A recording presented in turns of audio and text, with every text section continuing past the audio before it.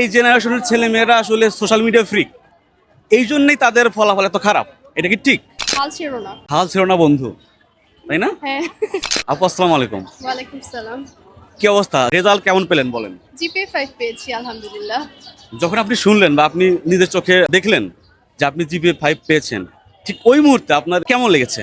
আমার অবশ্যই অনেক ভালো লেগেছিল। আমি আসলে শুনেছি আমার আব্বু ফোন দিয়ে, তারপর আমাকে বলেছে, তারপরে আমি যে আম্মুকে বলেছি। যেটা সবাই জিজ্ঞেস করে, আপনার ফিউচার প্ল্যান কি, কি হতে চান?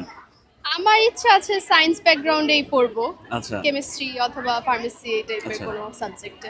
যারা ভালো রেজাল্ট করতে পারে নাই, কি বলতে চান? এইবারের কোশ্চেনটা আসলে একটু কঠিন ছিল, অনেকেই হয়তো বা ভালো করতে পারে নাই।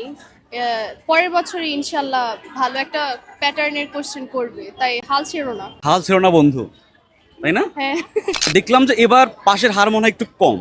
হ্যাঁ, আপনার কি মনে হয় এটা কেন হয়েছে এরকম? কোশ্চেনের প্যাটার্নটা একটু অন্যরকম ছিল। 2018 সালে কোশ্চেন অনেক কঠিন করেছিল, ওইটার থেকে এবারে আরো কঠিন করেছিল। আমাদের টিচাররা অ্যানালাইজ করে যেটা বলেছে আমাদের, তো এর জন্য কোশ্চেন প্যাটার্নটা একটু ঘুরিয়ে দিয়েছে, এর জন্য পাশের হার জিপিএর হার সব কমে গিয়েছে। আচ্ছা, অনেকে ফেসবুকে বলছে যে এই জেনারেশনের ছেলেমেয়েরা আসলে সোশ্যাল মিডিয়া ফ্রিক, এই জন্যই তাদের ফলাফল এত খারাপ। এটা কি ঠিক?